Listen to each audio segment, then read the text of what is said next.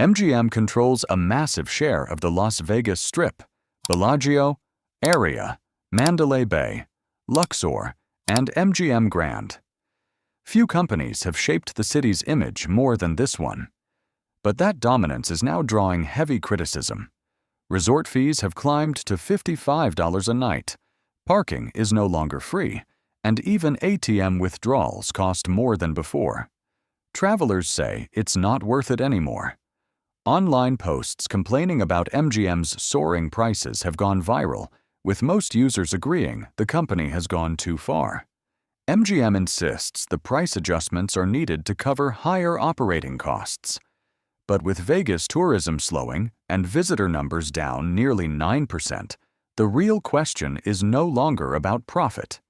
It's how long MGM can keep pushing prices before losing the loyal visitors who once built its success.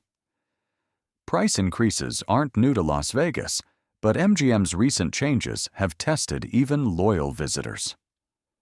In late 2024, guests noticed another round of resort fee adjustments across nearly every MGM property. Parking, once free, now costs up to $25 a day, and valet can reach $40.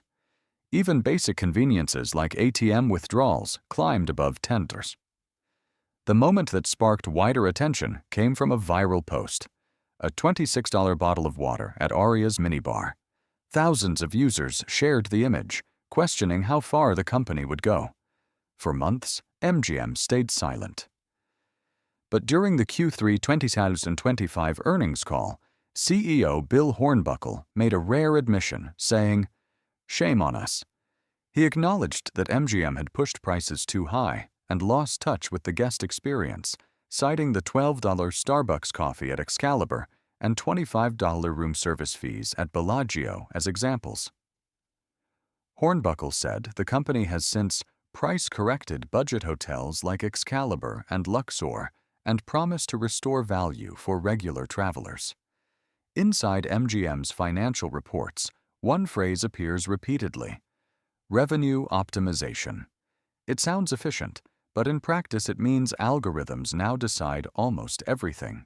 Prices for rooms, food, parking, and entertainment adjust in real time based on demand, loyalty status, and even browsing history.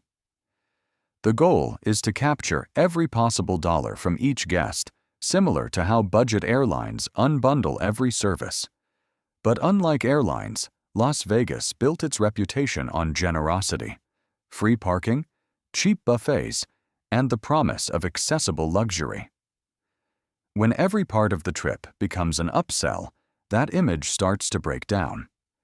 Analysts note that MGM's short-term revenue growth masks a deeper problem.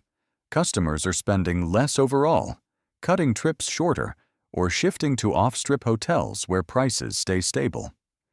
What was once seen as a smart, data-driven strategy is now backfiring as automated pricing begins to erode trust and push customers to spend less. The data behind MGM's performance tells a clearer story. In the third quarter of 2025, the company reported $4.3 billion in revenue, up about 2% from a year earlier. But profit margins moved in the opposite direction. Earnings per share fell to $0.24, less than half of last year's $0.54, and the stock dropped nearly 4% after the announcement. On the Las Vegas Strip, total visitor volume is down almost 8%. Hotel occupancy has slipped to 80%, and average daily rates are softening after years of steady gains. RevPAR has declined close to 9%, showing that guests are either spending less or staying shorter. Even MGM's most affordable properties, like Excalibur and Luxor, are seeing fewer midweek bookings, while luxury hotels remain steady but less crowded. The trend is clear. Price growth is no longer translating to profit growth, and the slowdown on the Strip suggests that Vegas's recovery may have already peaked. In response to the backlash, MGM has started taking visible steps to repair its image. During the citywide, fabulous 5-day sale in September 2025, The company joined other resorts in offering deep discounts, free parking, and daily dining credits, a clear signal that management understood the message. CEO Bill Hornbuckle called the event proof that MGM understands value and confirmed price corrections at budget hotels like Excalibur and Luxor. Analysts say the strategy makes sense. Focus on regular travelers and locals rather than chasing only high-end guests. There are more than 2 million residents in Clark County, a customer base far less affected by national slowdowns. Offering transparent, all-inclusive pricing and meaningful locals' perks could help rebuild trust. For now, MGM's adjustments appear small, but they may be the first sign that the company realizes the future of Las Vegas won't be won by algorithms. It will be earned back one loyal guest at a time. MGM's story is more than a corporate misstep. It's a snapshot of how Las Vegas itself is changing. For decades, the city sold the idea of easy fun and affordable escape. Today, the numbers tell a different story: higher prices, fewer visitors, and a growing sense that the balance between profit and experience has tipped too far. MGM can still course correct, but only if it remembers what built its success: accessibility, value, and trust.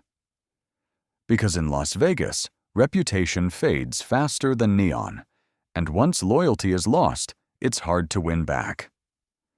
Do you think MGM's new approach can fix what went wrong? Or has Vegas already crossed a line it can't return from? Thanks for watching. Subscribe for more breakdowns like this, and we'll see you in the next one.